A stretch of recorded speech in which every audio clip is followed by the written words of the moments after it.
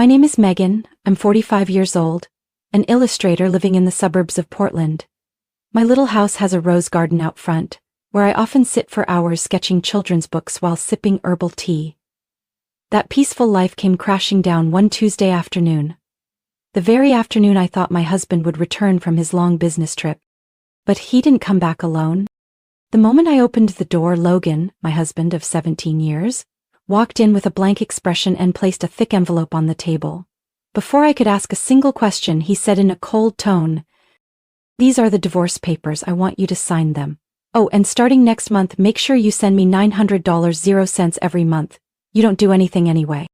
I stood frozen, staring at him like he was a complete stranger, but it wasn't the divorce papers that stunned me, it was the woman standing behind him. Ava. Ava, my best friend from high school. My maid of honor, the person I had trusted with every joy and sorrow in my life. Now she stood there, clinging to Logan's arm with a smug smile, as if everything I once had now belonged to her. I took a deep breath. 100 questions swirled in my head, but only one sentence left my lips. "A divorce, fine?" They both seemed taken aback by my calm reaction. Logan raised his eyebrows as if he couldn't believe I'd respond so simply.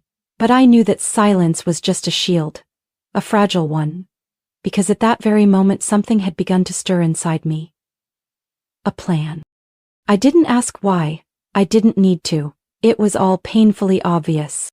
I just looked at Logan, quietly picked up the file and walked into my studio. As the door clicked shut, I heard Ava whisper to him, "Told you, she's not gonna make a scene."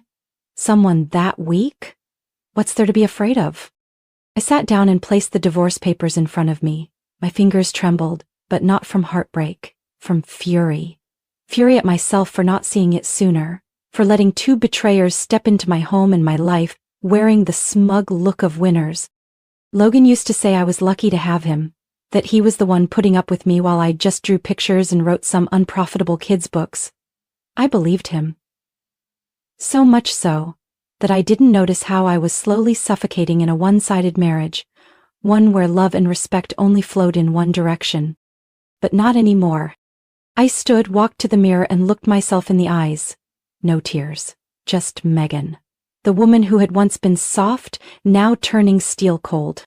That night I emailed my attorney, the same one who handled my illustration copyrights, and asked him to review every asset under my name. I also reopened a secondary bank account where I'd quietly deposited royalties from my published work. The amount in it would leave Logan speechless if he ever found out. I'd been underestimated. And that was now my greatest weapon, because they never saw this coming. I met Ava when I was 17, back in high school in Seattle. Her wavy blonde hair always looked like she had just walked out of the wind, and her sweet smile had a way of disarming people. We shared a desk in U.S. history class. I still remember the first time she whispered to me, "You know the boys here are boring, I prefer ones who are already taken." I laughed, thinking it was a joke. But year after year, Ava would accidentally grow close to her friends' boyfriends. And it always ended with her saying, "I didn't do anything. They were the ones who made the move." Still, I stayed close to her, partly because Ava had a way of making you feel special, the other part, maybe because I thought I was different. I believe she'd never do that to me.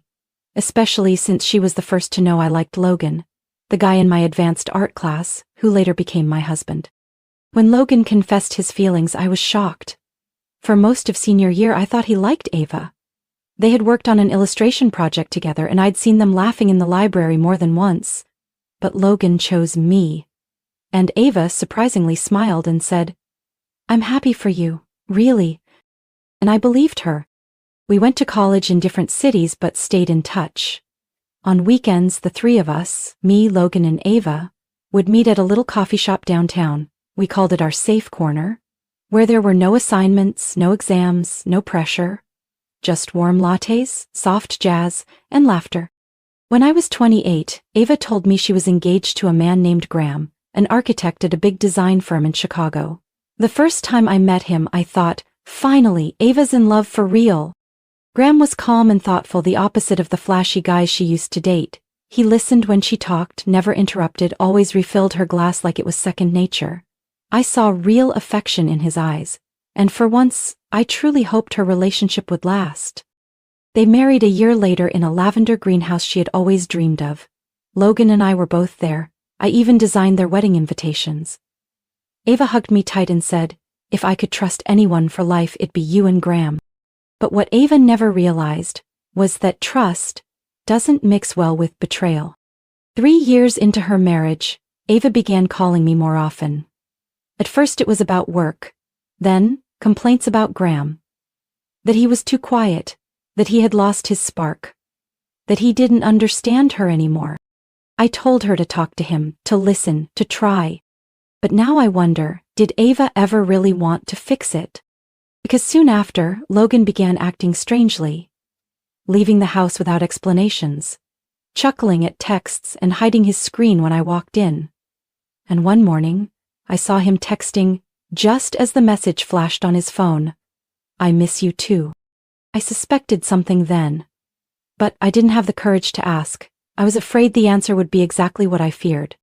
Until that day, when Logan brought Ava into our house, dropped the divorce papers on the table and stared at me with shameless eyes. And I finally saw it. It had all started long ago. I'd just been the only one too blind to see.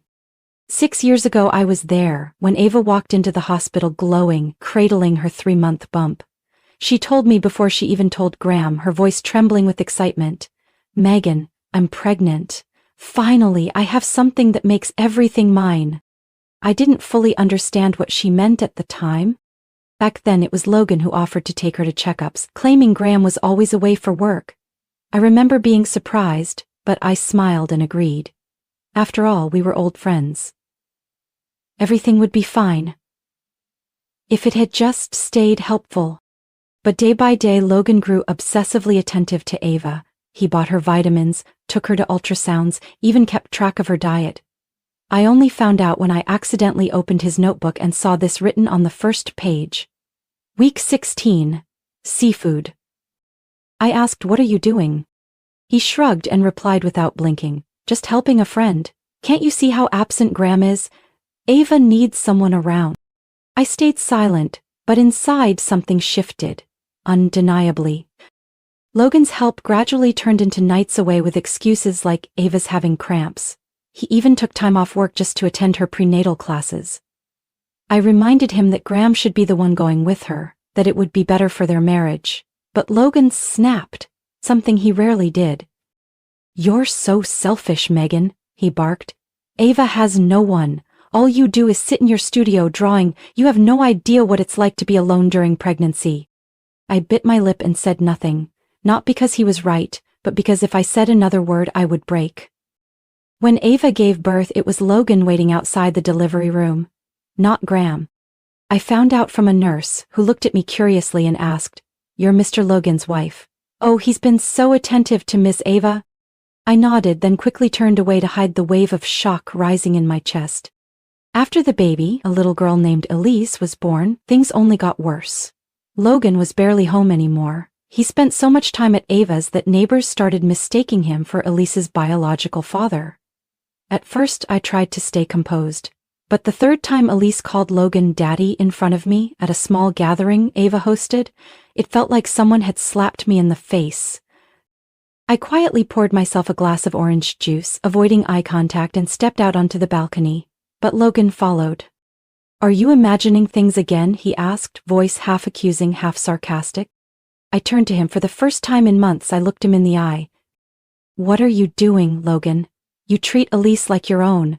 You're always at Ava's like she's the only one who matters. What about me? What am I to you?" He laughed lightly, like I had said something absurd. "Megan, you just don't get it. Ava needs me. Graham's not sensitive enough to care for her. I'm just doing what's right." "And I don't need you?" I asked, my voice hoarse from holding back. He paused, then turned away. "You're too independent, Megan. You don't need anyone." That line pierced me like an icy needle. Yes, I'm independent. I know how to take care of myself, to build my own world, but that doesn't mean I want to be forgotten, or quietly replaced by the person who used to be my best friend. From that day there was a rift between Logan and me that nothing could fill. He still moved between our home and Ava's, still used helping Ava as an excuse. But we both knew, What was between them wasn't friendship anymore. That afternoon, as I was painting in the little studio behind my house, the doorbell rang. Steady and firm, like the person outside knew exactly why they were there.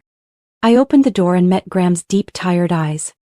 He looked more worn than the last time I'd seen him, dark circles under his eyes despite his neat appearance. In his hands was a thick file, bound in a brown leather folder. No small talk. Graham got straight to the point. I think it's time we talk. I invited him in and made a hot cup of coffee. Once we were seated, he placed the file on the table and slid it toward me. I hired a private investigator 3 months ago, he said slowly. At first, I just thought Ava was hiding something from me. I didn't expect it to be Logan.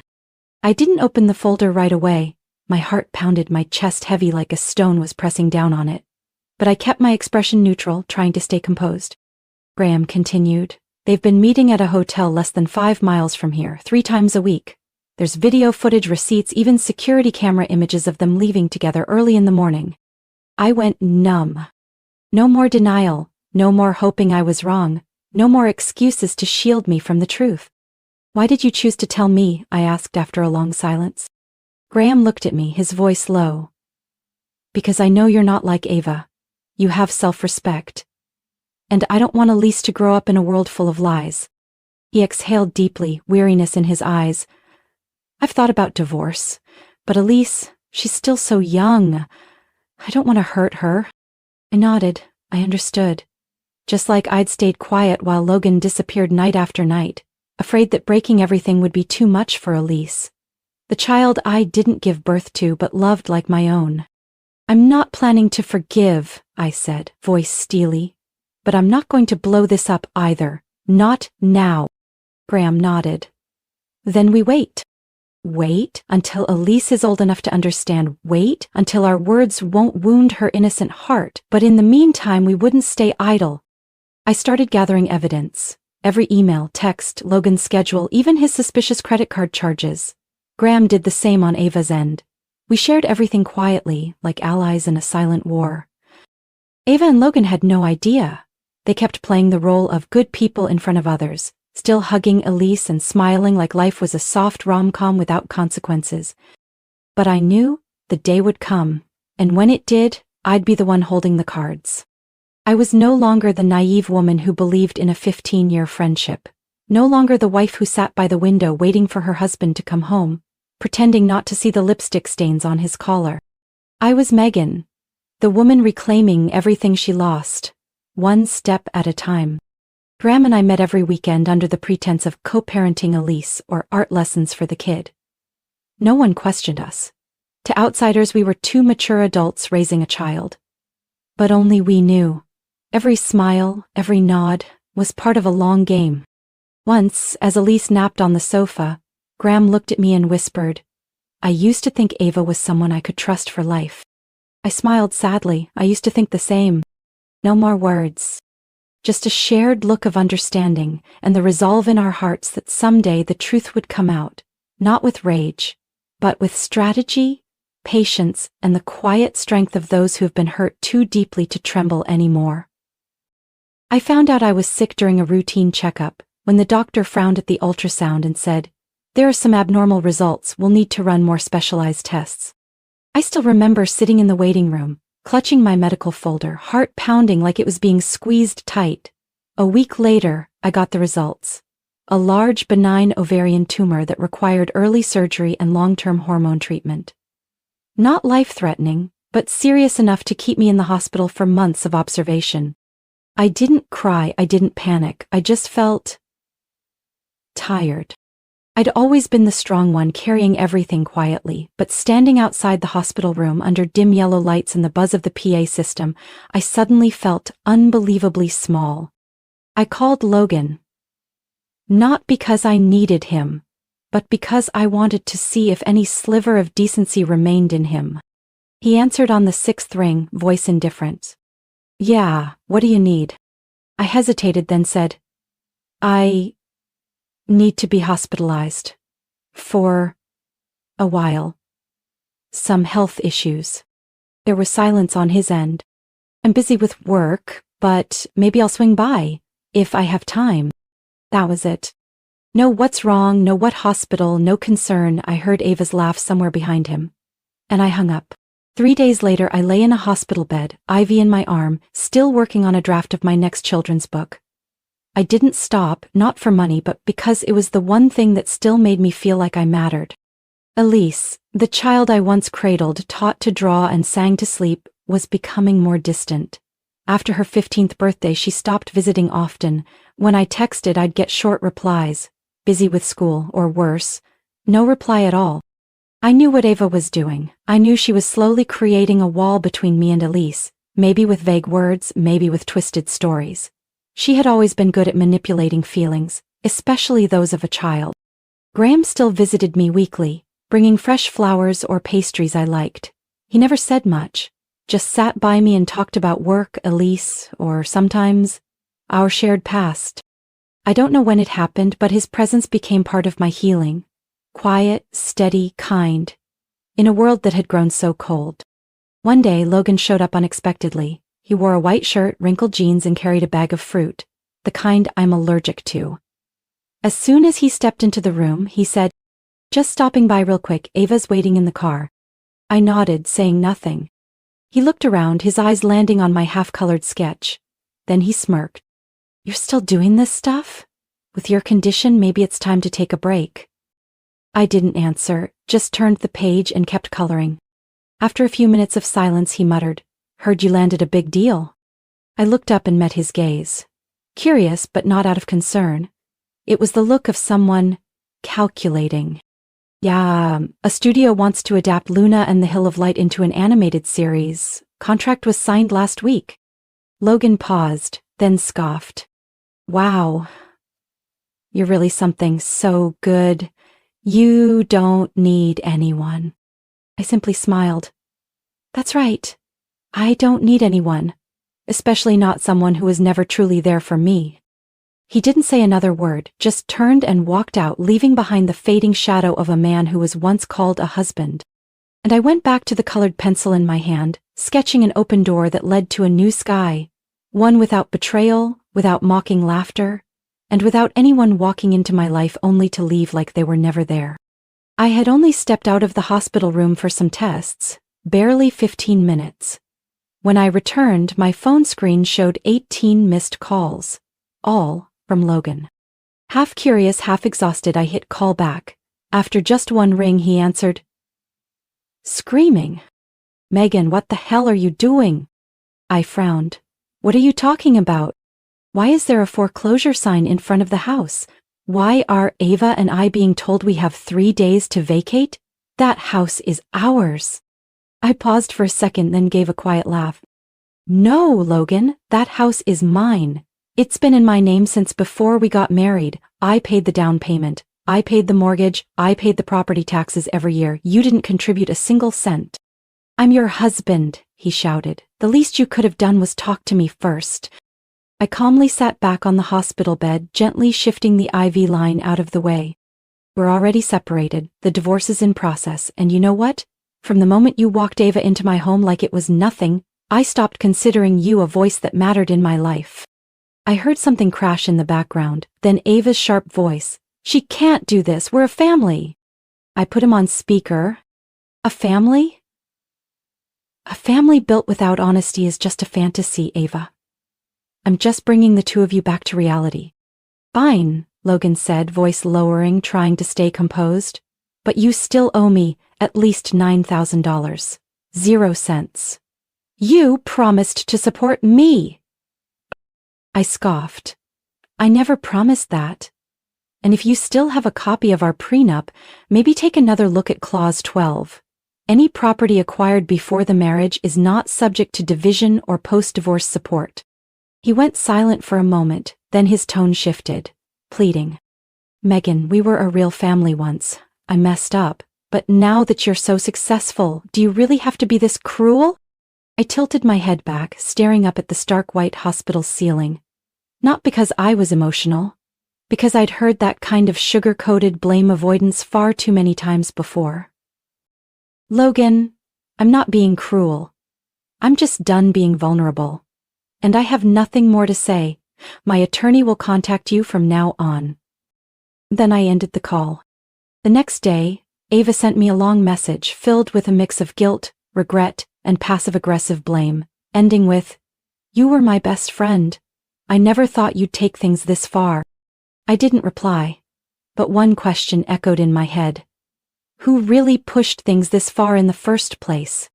My lawyer, Helen Rourke, a sharp-tongued woman in her 60s, swiftly sent a formal notice to Logan and Ava. She attached every financial record, bank statements, tax documents, and the title deed showing my sole ownership of the property. I didn't want anything more from them, I just wanted them to understand.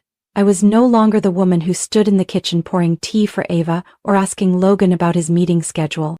I was now the one who decided who could enter my space, and who no longer could. A few days later, Graham visited me in the hospital with a bag of walnut scones. My favorite. He sat beside me, showing me pictures of Elise at her school science project. Then, setting his phone down, he tilted his head and asked gently, "Are you okay?" I nodded with a soft smile. "I just closed a door. But I don't feel empty. I feel relieved." Graham looked at me for a long moment, then he nodded, resting his hand lightly over mine. "I think it's time you build a new door, but this time, one just for you." One March afternoon, after nearly 2 months of intensive treatment, my doctor cleared me to go home for a few days before starting the next phase of therapy. Graham picked me up from the hospital and brought me back to the small apartment I'd rented before treatment. A quiet space, with windows facing a backyard orange grove. Less than 3 days later, I received a surprise call from Mrs. Marjorie, Logan's mother. Her voice trembled. "Megan, could you come to the house? Things are spiraling out of control." I hesitated for a few seconds. I'd cut ties with Logan and Ava, but Marjorie and her husband Henry had always been kind to me. They were among the few who never turned their backs when I was at my lowest. I nodded and texted Graham, "I need to step out, something's happening at Logan's house." When I arrived, the once peaceful home was in chaos. Logan and Ava stood in the middle of the living room, locked in a heated argument. Elise sat quietly in the corner, phone in hand, eyes red and swollen. Marjorie saw me and walked over, gripping my hand. "Thank you for coming. She wanted to see you. But there's more going on." I stepped into the room with a mix of emotions, and before I could say a word, Elise stood up and looked me in the eye. She looked more mature than the last time I saw her, her gaze deep and resolute, far from a typical 15-year-old. "Aw, Megan," she said, her first time calling me that in months. I blinked. "Elise?" She took a deep breath, then turned to Ava. "I want to clear the air today. I've stayed quiet long enough." Ava frowned and moved toward her. "Elise, what are you doing? Family matters shouldn't involve outsiders." "You're not my family," Elise cut in, her voice so firm it silenced the whole room. Eva went pale. Logan stared at Elise as if he couldn't believe what he was hearing. Elise continued, her words slow and deliberate, like she'd rehearsed them for a long time. "The person I see as my mom is the one who stayed up all night when I had a fever, the one who held my hand as I learned to draw, the one who taught me right from wrong, and how to love without conditions." She turned to me, tears rolling down her cheeks, but her voice steady. "That person is Mom. Mom Megan, no one else." I didn't know when my own tears had started to fall. The emotion wasn't triumph. It was a heart that had been torn apart by doubt, finally finding healing in a simple truth.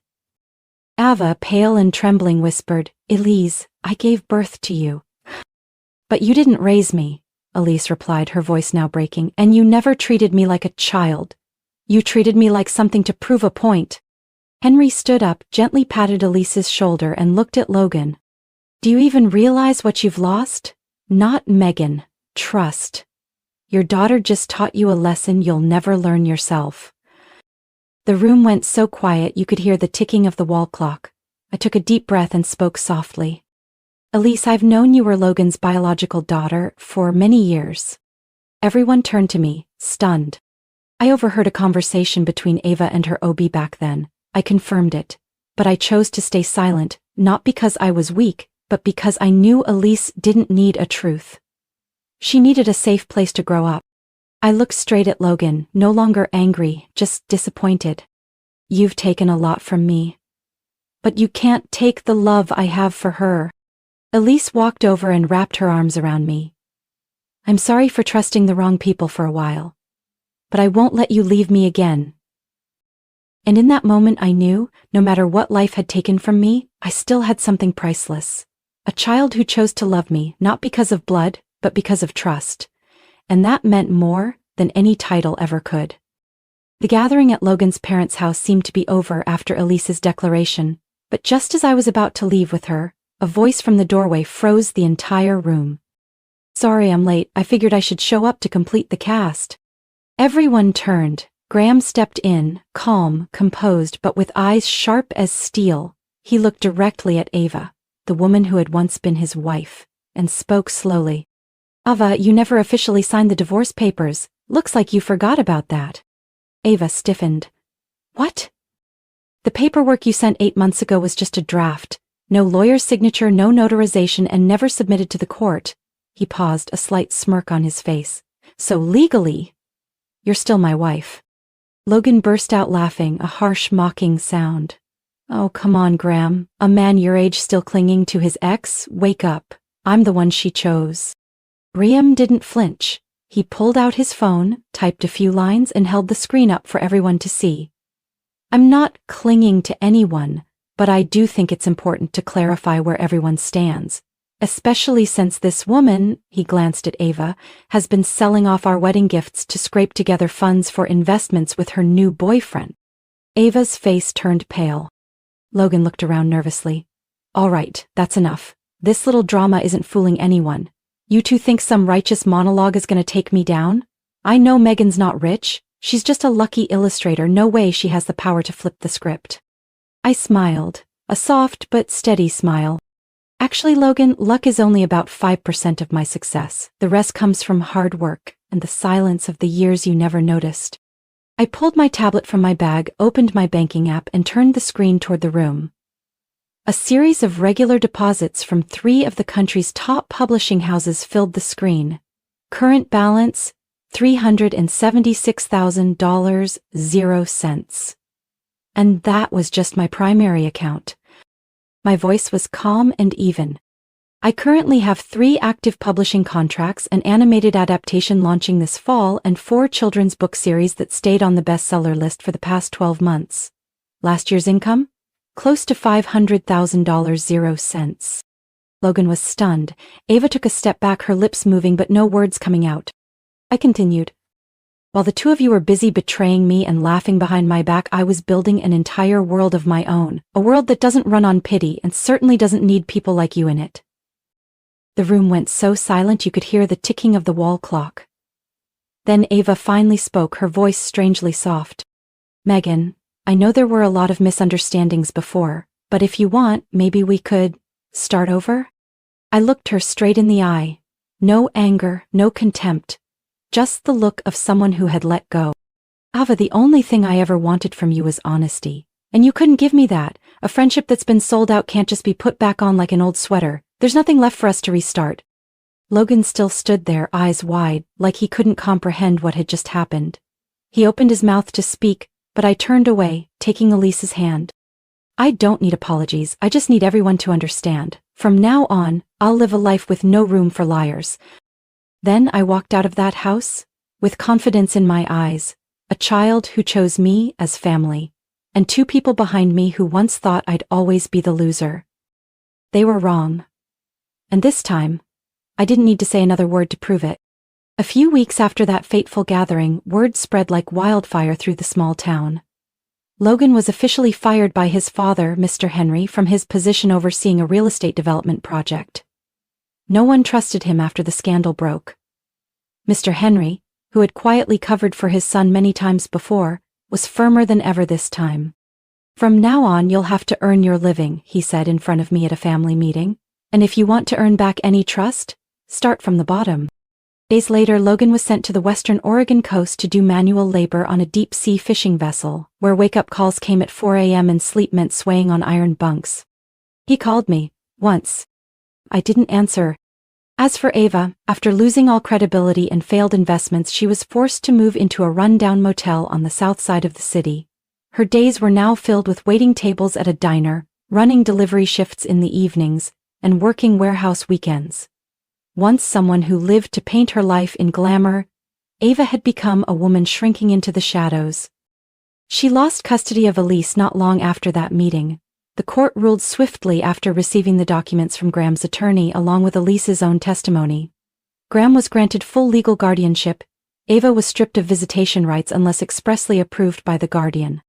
I saw Elise again on a May afternoon at the city's central library. She was reading a French translation of one of the children's books I illustrated, just released by a European publisher. "Why are you learning French?" I asked, placing a hand on her shoulder. Elise looked up, beaming. "I want to translate your books one day, Mom. I want kids everywhere to read your stories. Even if I'm living on the other side of the world." My heart swelled. I used to dream of a quiet world of my own, just painting, just peace. But Elise made me realize that what I create can go beyond that world and reach the hearts of so many more. My health was improving too. The treatment rounds were becoming less frequent, and the doctor said if my numbers stayed stable for a few more months I could be fully discharged with just periodic checkups. I returned to my brushes, to the vibrant world of watercolors and imagination where pain didn't exist. Or if it did, it could be healed through hopeful stories. One evening as I sat in my studio, Graham walked in, still composed but this time holding a bouquet of lavender. "I've been thinking," he said plainly. "If life gives you a second chance, I don't want to waste mine. Megan, would you want to start again? But this time, with someone who respects you and stays?" I froze for a moment. We had fought through so much pain together. He knew every imperfect part of me, and I knew his kindness wasn't fleeting. It had been tested by time and heartbreak.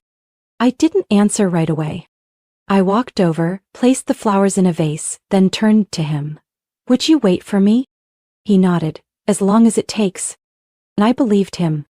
Not because of sweet words, but because in a world that had knocked me down so many times, Graham was the only one who never tried to change me. He simply stayed. Megan's story proves that sometimes the biggest losses lead to the doors of freedom and rebirth.